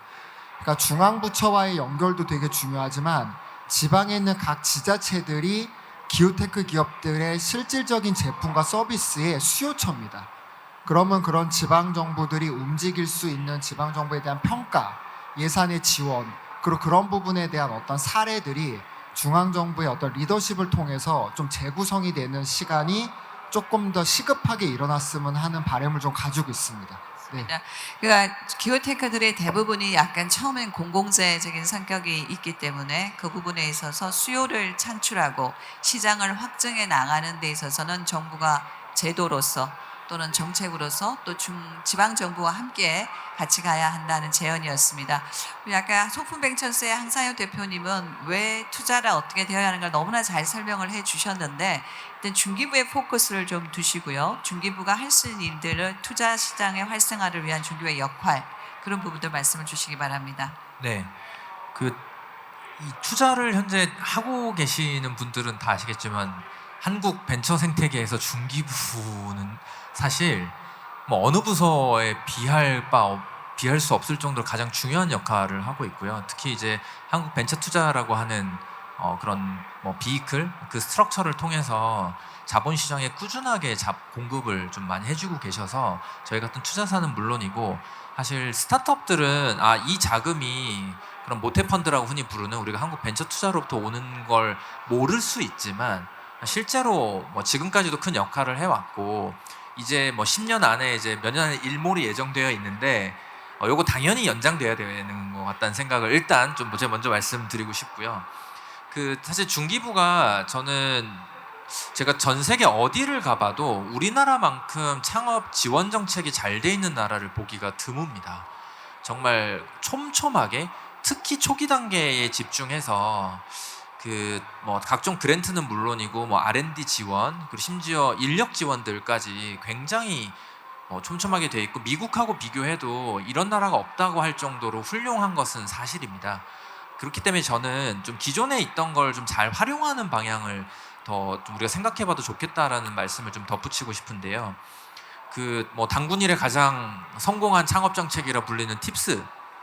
팁스 하에서도 뭐 여러 기후테크 기업들이 지원을 받고 있고 저희도 마찬가지입니다만 기존에 존재하는 팁스라든가 혹은 모태펀드에서 출자하시는 각종 출자 사업들 혹은 중기부에서 이런 보증형 대출을 해주시는 부분들 이런 부분들에 좀 기후 부분이 저는 좀 새로 신설되는 것이 기후테크 스타트업들을 위해서는 시장의 어떤 메시지이기도 하고 또 우리 정부가 이런 비전을 가지고 있구나라는 것이 시장 전반으로 좀 확산되는 데 있어서 매우 좀 크리티컬한 역할을 해낼 수 있을 거다. 좀 이런 말씀 드리고 싶고요. 그리고 그 기존에 하나의 스타트업이 성장하는 데 있어서 여러 단계가 필요하지 않습니까? 특히 기후테크는 초기 기술 개발을 할 때는 R&D 지원이 굉장히 중요한데 이런 R&D 부분들 그다음 POC는 사실 그 밸류체인을 거의 장악하고 있는 대기업들의 역할이 진짜 중요합니다. 근데 대기업 입장에서는 스타트업과 일하는 것이 상당히 난이도가 있는 일이다 보니까 좀 꺼려하는 경우들도 분명히 존재하고 허들이 존재하는데 이런 부분들을 좀 풀어주시면 좋겠고 또 공공조달은 중기부 자체만의 역할은 아닙니다만 또 중기부에서 중기부 예하기관들을 중심으로 해서 좀 영향력을 행사하실 수 있는 부분도 분명히 존재하기 때문에 이런 좀 우선 조달 시장에 좀 더 적극적으로 기후테크가 진입할 수 있게 좀 도와주시면 좋겠고 끝으로는 여러 부처가 그 기후테크 통계와 정의를 해서 각각 발표를 하고 있습니다만 결국 스타트업을 육성하고 이끌어 나가는 역할은 앞으로도 중기부가 해내야 되기 때문에 좀 그런 통계 부분을 좀 잘 만들어 주시면 저희도 좀 현황을 정확하게 파악하고 이후 투자 정책을 수립하는 데 큰 도움을 받을 수 있을 것 같습니다. 감사합니다. 사실 모든 중기부 정책이 제대로 된 통계에서 시작한다고 믿고 있습니다. 중기부가 얼마 전에 4월 달에 도약 전략을 발표하면서 똑똑한 지원을 하자 하면서 전반에 있어서 지금 통계를 좀 강화시키고 있는데 이 부분도 사실 그렇게 돼야 된다고 보고 한 대표님 말씀하신 걸 들으면 사실 우리가 이제 중기부에서 뭐 초격차라든지 여러 가지 팁스를 통해서 기후테크 분야가 들어가 있지만 시장이 반응하게 하고 우리 또 이노베이터들이 반응하게 하려면 기후테크라고 하는 부분을 좀 정리를 해서 밖으로 내놔주는 게 좋겠다. 영역을 그죠? 그 부분이 하나 있고 모태펀드는 뭐 앞으로 우리가 2035년에 어떻게 될 것인가를 지금 이야기하는 것은 굉장히 어려운 부분이 있지만 민간의 저희 벤처 투자 시장이 너무나 잘 활성화되고 있는 상황에서는 시장에 대해 정부가 개입해서 정리를 조금 더 해주거나 또는 뭐 민간 투자가 처음에 가기 어려운 곳을 중심으로 지금도 이제 저희가 그런 많은 부분으로 내년 예산 같은 경우에는 지방을 좀 더 많이 한다든지 이렇게 여러 가지를 하게 되는데 그런 부분에 있어서 장기적인 투자 쪽에서 정부 역할이 큰 부분으로 좀 가는 게 좋겠다. 이런 제언으로 제가 받아들여지는 것 같습니다. 여전히 민간 투자의 역할은 굉장히 중요해서 우리 소프벤처스와 같이 이 분야에 대해서 계속해서 역할을 하시는 분들 민간의 역할 또한 저는 제가 크다 이렇게 생각을 합니다.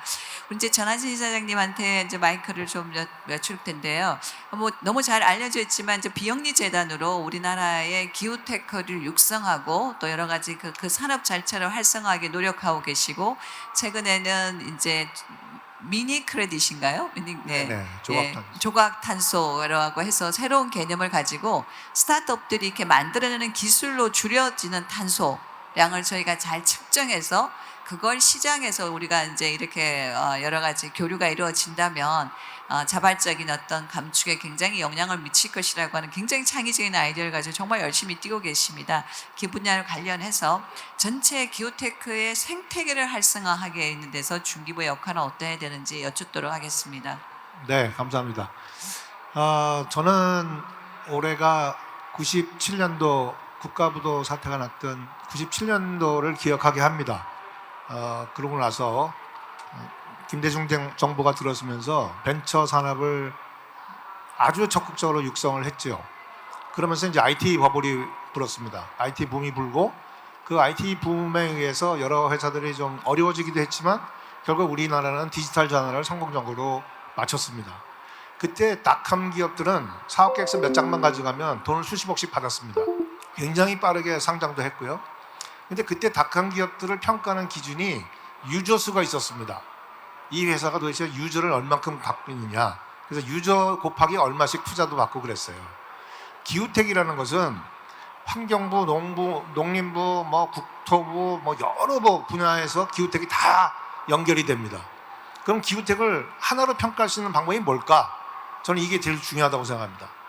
앨런 머스크는 1억 불을 걸고 하루에 1톤 줄이는 기술이나 10억 톤을 줄이는 기술을 가져와라 이렇게 했어요. 1등하는 기업에게 5천만 불을 주겠다. 그러니까 기후텍은 탄소를 줄이는 기술입니다. 이게 무슨 포집 기술이고 에너지 전환 기술 이게 아니고 탄소를 줄이는 기술이다. 그러면 이 기술이 어느 정도 투자를 했을 때 탄소를 얼마큼 줄이는지가 그 기술의 평가 기준이다 이거죠. 그럼 이 기준이 확실하면 모든 기술, 융합된 모든 기술을 평가할 수 있습니다. 이 서비스, 이 기술은 탄소를 단위당 얼마나 줄이는 기술이다. 자, 그렇게 되면 그 기술에 따라서 우리가 크레딧을 발행할 수 있습니다. 얼마나 줄인 건지를 알면.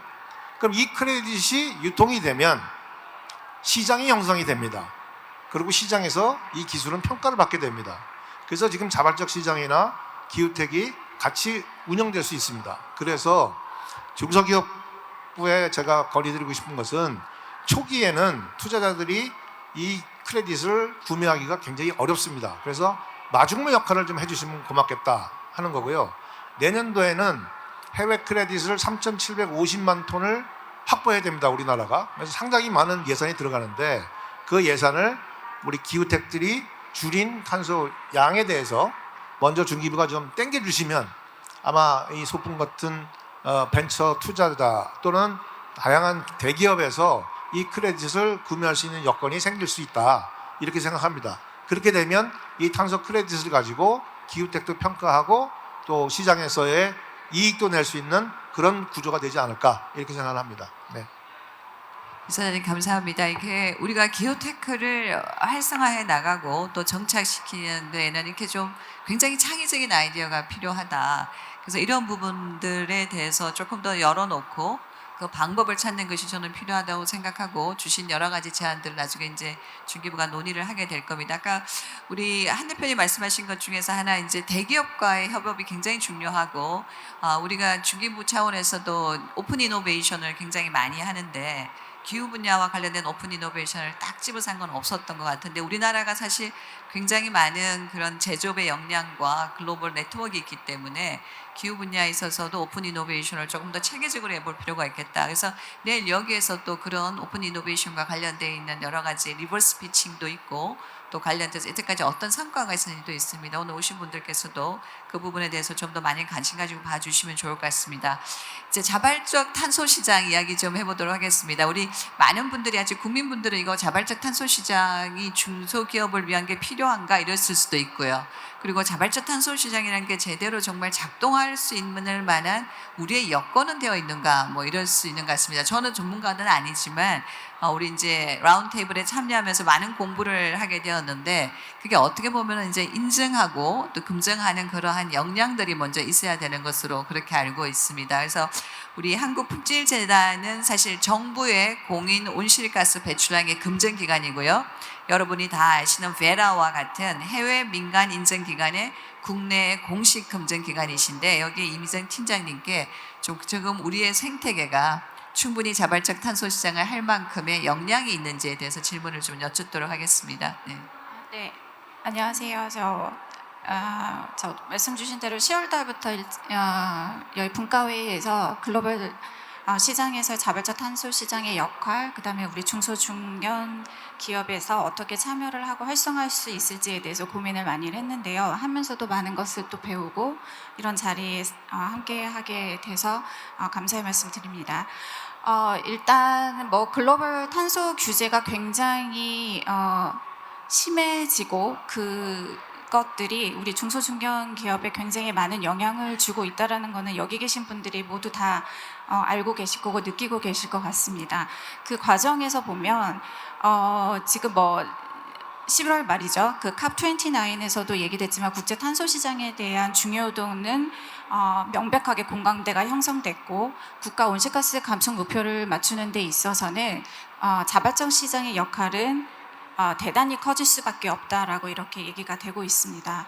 또 파리 협약이 이루어지게 교토 체제에서 보면 교토 체제에서는 선진국의 의무 부담을 주는 반면에 파리 체제에서는 선진국 개도국이 다 함께 한다는 것을 보면 국가 온실가스 목표를 맞추는 것도 대기업의 역할뿐만 아니라 대기업과 함께 중소 중견기업이 함께 해 나가야지만 우리가 이제 2030년에 이제 40%라는 목표를 달성할 수 있을 거라고 봅니다.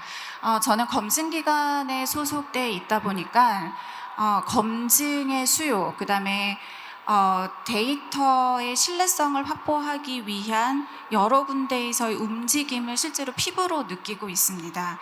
제가 지난 2, 3년간의 이제 검증 수요를 보면 대기업 중심으로 스코어 1, 2 배출량에 대한 검증 수요가 있었던 반면에 2, 3년 전부터는 대기업의 스콥 3를 시작을 하면서 대기업의 스콥 3를 위해서는 중소중견 기업의 스콥 1, 2 배출량에 대한 데이터가 필요할 수밖에 없습니다. 이런 움직임 플러스 요즘 ESG 기후 공시가 매우 중요하게 대두되면서 꼭 온실가스 감축 목표만을 위해서가 아니라 여러 가지 방면에서 데이터에 대한 신뢰성 확보를 많이 요구받으시는 걸로 알고 있습니다.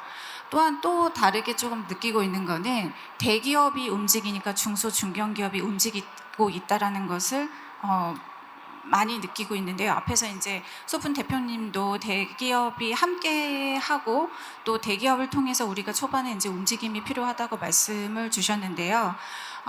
같이 이제 해 나가야 되는 방법들을 좀 찾아봐야 되는데 저는 요번에 이제 이런 성과 그 공유회를 앞서서 저희가 이제 스터디할 때 제가 몰랐던 부분들은 중소중견 기업을 위해서 그동안의 R&D, 그다음에 이런 지원 사업들을 통해서 기업들의 데이터가 굉장히 많이 축적되어 있는 것을 느꼈습니다. 예. 그래서 앞에서 통계 얘기도 말씀해 주셨는데 우리가 어디서부터 어떻게 줄여 나가야 될지를 알려면 데이터가 있어야 되고 거기에서부터 출발을 해야 할 거라고 봅니다. 그거는 이제 대기업뿐만 아니라 중소 중견 기업에서도 데이터 관리 시스템이 이제 필요할 텐데 이미 만들어진 내용들을 조금 우리가 활용할 수 있는 방안들을 고민을 할 필요가 있고 그런 부분들에 대한 좀 연결할 수 있는 부분들을 좀 우리 정부에서 지원을 해주셨으면 하는 바람이 있고요. 그 다음에 이 데이터는 사실 여러 가지 활용처가 있을 것이라고 생각을 합니다. 온실가스 감축량, 배출량, 기후 공시 등등 앞으로 더 많은 정보들을 요구를 받으실 텐데 이런 데이터 시스템을 통해서 여러 가지 목적을 달성할 수 있는 활용도 있는 시스템으로 좀 맞춰 나갔으면 하는 바람이 있고요.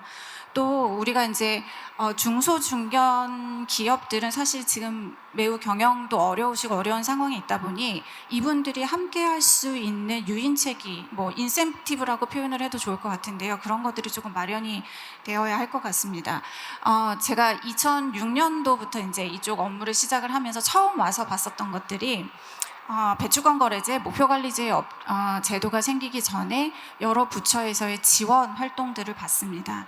지원을 하는 거는 오늘 또 여러 번 얘기가 나왔는데 생태계를 함께 성장시키고 역량 강화를 하는 부분입니다.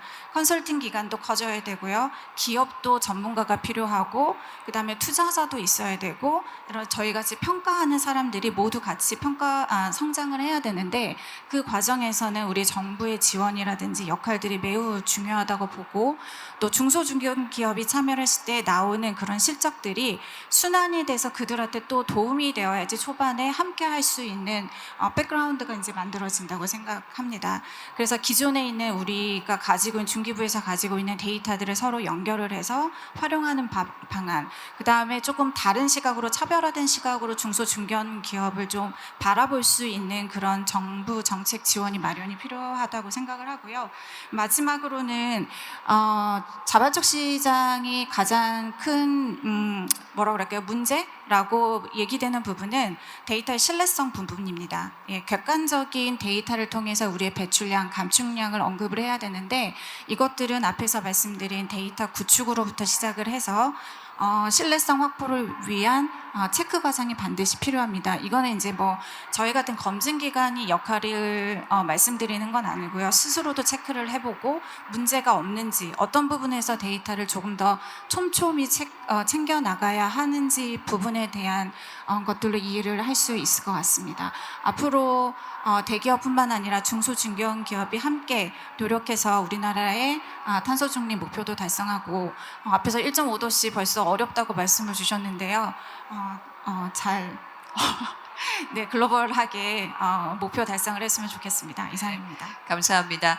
뭐 세상에 너무 늦은 일은 없습니다. 지금이 가장 빠른 시기일 수도 있는데요. 우리 이 대표님이 말씀하신 것처럼 이게 생태계 구축이 저는 굉장히 필요한 것 같습니다. 이게 어떤 뭐 스타트업만 있어서도 안 되고 컨설팅 안 돼, 금전기관, 투자사, 오늘 다 모으신 학계 이런 생태계가 계속 커져 나갈 때 더 좋은 해안이 나오는 거다 하는 말씀 정말 공감을 하고요.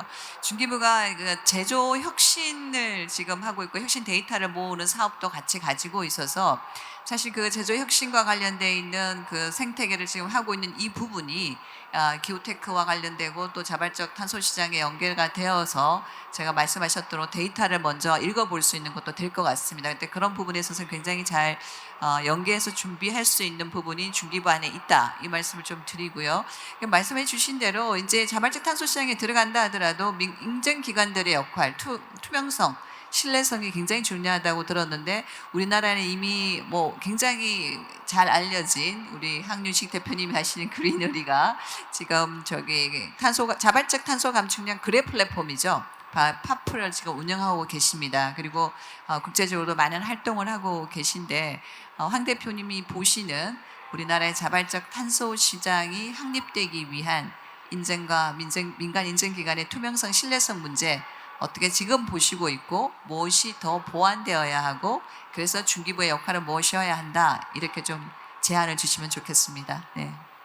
네.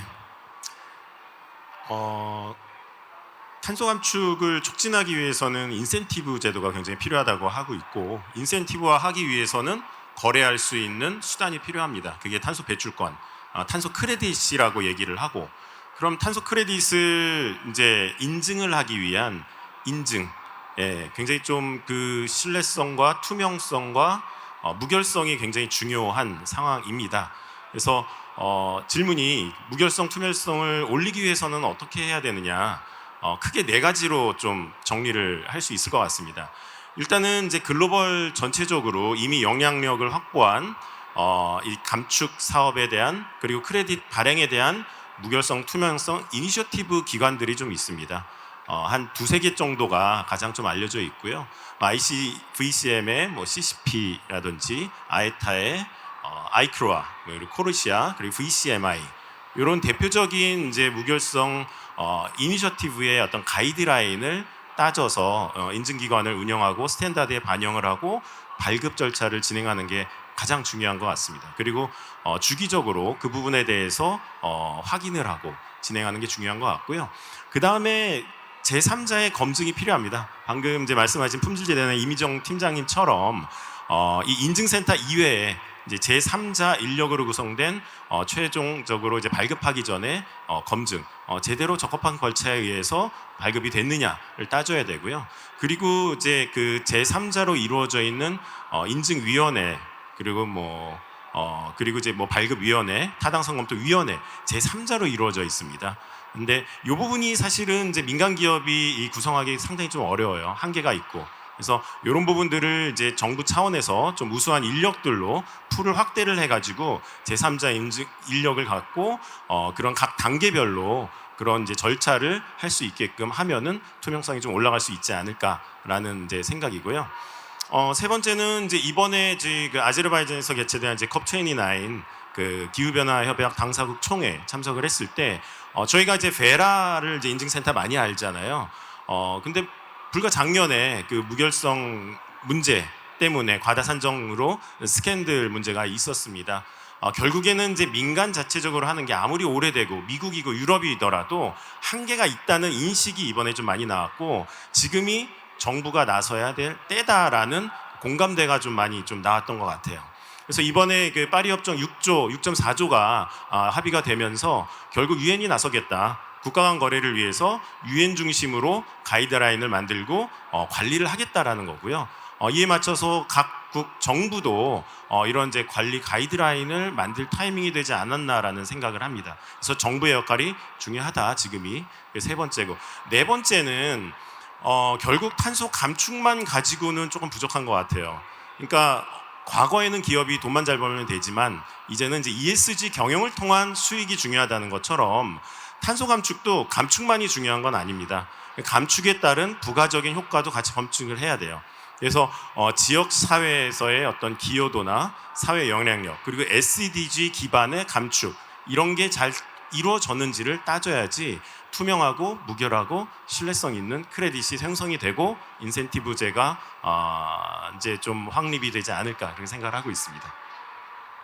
대표님 감사합니다. 아주 명확하게 지금 상황에서 정부의 역할이 자발적 탄소 시장이라는 시스템을 돌리기 위해 어떠한 역할을 해야 되는 것이냐, 그리고 그린워싱 이슈가 많이 있으면서 이제는 자발적 탄소 시장의 가이드라인에 대해서도 정부가 어느 정도 가이드라인을 제시하는 것이 또 민간 시장의 활성화를 가져오는 것이다 하는 말씀 굉장히 중요한 포인트인 것 같습니다.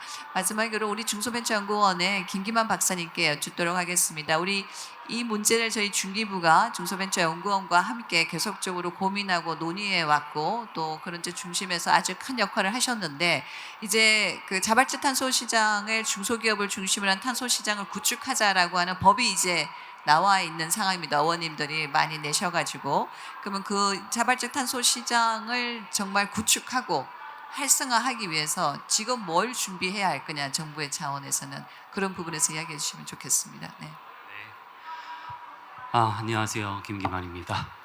저는 오늘 얘기 계속 들으면서 여기 오신 분들 다 공감하시겠지만 이제 탄소가 결국 돈이 되고 또 비용이 되는 시대가 왔다. 그거는 저희가 의심할 여지가 없고요. 저희가 이런 논의할 때 저희 중소벤처기업이 늘 그 논의의 중심에 있으면 좋겠다라는 말씀을 드리면서 크게 두 가지 정도 강조를 좀 하고 싶습니다. 첫 번째는 중소벤처기업의 어떤 역할, 인식이 좀 더 확대되겠다. 이 VCM으로 인해서이고요. 두 번째는 정부의 역할도 그리고 앞으로의 방향도 좀 더 확대되겠다. 그러니까 변해야 되겠다라는 좀 의견을 드립니다. 우리 중소벤처기업을 좀 생각해 보면 사실 여러 가지 여건에 지금 맞닿아 있고, 앞서 해외 규제라든지 ESG 경영을 말씀해 주시지만 우리 여건을 좀 생각해 봤을 때는 많은 중소벤처기업은 사실 어떤 공급망 하에서 어떤 모기업 대기업에 납품하는 관계 속에서 사실 살고 있습니다. 그럼 그들이 뭔가 이 속에서 뭔가 해결하고 싶을 어떤 탄소 중립이 되었건 ESG가 되었건 이런 해결할 수 있는 어떤 해결책으로서 VCM이 역할을 할 수 있을 거라 생각을 하고요.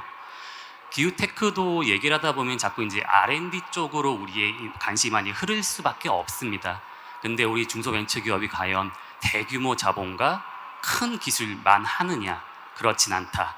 그렇게 작은, 상대적으로 작거나 단순한 기후기술 R&D도 분명히 존재할 거고 이런 것들은 사실 중소벤처기업의 오히려 역할이다라고 저는 생각을 하기 때문에 이런 VCM에서의 기본 모토가 소규모 프로젝트를 기본적으로 포함하는 형태이기 때문에 중소벤처기업의 조금 더 생각, 행동이 지금보다 확장될 거라고 저는 생각을 하고 있고요. 두 번째는 정부 정책에 대해서 좀 말씀을 드리고 싶은데 환경 문제 사실이잖아요. 탄소 중립이 기본적으로. 그러다 보니까 환경 문제를 다룰 때 사실 정부가 가진 키는 사실 두 가지가 규제와 지원입니다. 기본적으로는 규제를 하겠다. 규제를 하면 어려운 기업을 도와주겠다. 어떻게 두 가지 키워드로 지금까지는 왔는데 저희는 어떤 중기부 차원에서는 조금 더 확대되고 좀 변했으면 좋겠다라는 전 제안을 좀 드리고요. 무슨 말씀이냐면은 VCM이라는 이제 마켓, 새로운 시장을 만든다는 그 자체가 엄청 복잡한 사실 체계를 사실 수반을 할 것입니다. 그럼 중기부가 규제하고 지원하는 이런 이분법적인 사고보다는 여기 안에 중소벤처기업들이 어떻게 같이 참여할 것인지에 대한 생각들, 수요와 공급, 시장의 안정성의 문제, 가격 신호의 문제, 여러 가지 시장 상황에서 발생하는 것들이 생기기 시작할 것이고요. 이런 것들 정부 정책으로 클리어하게 어떤 신호책을 주지 못하면 그 시장조차도 한계가 있을 수 있다라는 좀 생각을 하고 있습니다. 그래서 기본적으로 기존에 우리가 규제와 지원이라는 그런 이분법 체계에서 생각하던 것보다는 조금 더 적극적인 일들, 그리고 VCM의 원칙과 기준을 만드는 일들, 거기에 발생할 수 있는 어떤 부정적인 효과를 상쇄할 수 있는 일들은 사실 민간이 그냥 알아서 하기에는 어렵다는 측면에서 우리 부처의 또 역할들이 기존보다 훨씬 확장될 것으로 기대를 하고 있고요. 이런 측면에서 기업과 중기업, 특히 우리 중소벤처기업이 절대 이런 논의에서 배제가 되면 안 된다고 저는 생각하기 때문에 여러 가지 스펙트럼과 작은 일들조차도, 그리고 벤처 투자에 대한 얘기들도 작은 벤처 투자는 감히 VC에서 커버할 수 있느냐, 이런 생각들을 좀 확장하고 이런 문제를 대한다면 조금 더 중소기업에 맞는 그런 솔루션들을 얘기하고 또 발전하고 토론할 수 있을 거라 저는 믿고 있습니다. 네, 이 정도로 저는 오늘 제안 좀 마치도록 하겠습니다. 네, 감사합니다. 사실 더 많은 긴 이야기들, 더 하시고 싶은 이야기들 너무 많고 또 이 분야의 최고의 전문가분들이신데 아무래도 저희가 이제 짧은 시간에 하다 보니까 모든 이야기를 나눌 수는 없었습니다. 저희가 했던 많은 논의했던 것들이 저희 이제 제안으로 이제 책자로 나올 것이고 그것이 이제 중기부의 또 역할 또 책임으로 이제 오고 있습니다. 여러분 오늘 많은 말씀들을 다 들었지만 저는 우리 중소기업과 벤처 스타트업이 물론 이제 소상공인이 있지만 우리 기업의 99%를 차지한다는 이야기를 어디 가도 하면서 우리 경제의 근간이다 이런 이야기를 매번 하고 있습니다. 이때까지 우리 중소기업이 대기업의 협업 파트너로서 어떻게 보면은 굉장히 지원하는 부분에 있었다면 그 지원의 역할들이 있어서 이때까지 우리 경제가 온 것도 확실한데 새로운 국제적으로 변화하는 환경에 있어서 우리 중소기업들이 다시 한번 도약하기 위해서 단순히 우리 그 대기업의 어떤 지원을 하는 협력사 역할이 아니라 새로운 도전적인 환경에 중소기업이 먼저 조금 더 플렉시블하게 움직일 수 있는 공간이 어쩌면 열릴 수도 있다. 저는 그렇게 생각하고 대기업들이 굉장히 자본도 있고 커서 더 잘할 수도 있지만 이 부분은 우리가 다른 기술을 가지고 지원을 한다면 또 새로운 장이 열릴 수 있는 부분이다라고 하는 확신을 가지고 있습니다. 더불어서 우리 기후테크들은 정말 제가 많이 만나보는데 너무나 훌륭한 기술을 가지고 있습니다. 세계 시장으로 나가서 수출할 수도 있고 진출할 수도 있는 국내에서의 문제만이 아닌 그렇다면 이러한 모든 부분들이 우리 경제의 도전을 빚고 새롭게 성장하기 위해 저는 자발적 탄소 시장과 기후테크에 대한 중기부의 제대로 된 지원이 그리고 그 지원의 속에는 민간과 함께 간다는 중기부가 팁스와 모태펀드를 만들었을 때의 정신이 있다고 저는 생각을 합니다. 그렇게 새롭게 굉장히 창의적인 정신으로 이 부분에 대해서도 새로운 장을 열면서 나중에 우리 민간의 많은 생태계를 중기부가 좀 중심에서 좋은 법과 제도로 가져갈 수 있도록 하는 중기부의 역량이 또 필요한 시기가 아닌가 이렇게 생각이 되고요. 그런 의미에서 오늘 참여하신 많은 전문가분들께서 계속해서 중기부의 프렌즈 그룹으로서 이것들이 실현되는 그 스텝에도 많은 기여를 해주시기를 당부드리겠습니다. 굉장히 주변이 시끄럽고 했는데도 불구하고 오늘 오신 많은 분들이 그대로 굉장히 경청해 주시고 또 공감해 주셔서 감사드립니다. 이 문제는 정부나 민간 전문가가 갈 수가 없고 또 많은 국민들이 함께 지원해야만 같이 갈 수 있는 인식의 변화의 문제인 것도 같습니다. 그러한 여러 가지 과정에 여러분들께서 많이 동참해 주시길 바라고, 사실 우리 같이 참여하셨던 또 많은 전문가들이 오늘 못 올라오시기도 했는데 또 중기부에서 다음번에 좀 기회를 만들어서 이 생각 공략을 좀 더 깊이 있게 하도록 그렇게 하겠습니다. 여러분 경청해 주셔서 감사합니다. 네, 여러분 진행에 수고해 주신 장관님께 다시 한번 큰 박수 보내주시기 바랍니다. 네, 이제 단상에 계신 모든 분들께서는 잠시 단상 아래로 이동을 부탁을 드리겠습니다.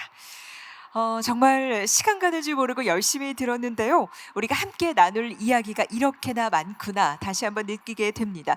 진솔한 의견과 또 제언들까지 감사히 들었는데요. 모든 것이 빠르게 변화하고 있는 시대, 우리의 노력과 역할 역시 변화해야 한다라는 말씀이 너무나 인상적이었습니다. 말씀 주신 것처럼 오늘 포럼에서 나누셨던 이 이야기들이 앞으로 우리 대한민국의 탄소 중립, 미래를 위한 든든한 디딤돌이 되기를 진심으로 바라보도록 하겠습니다.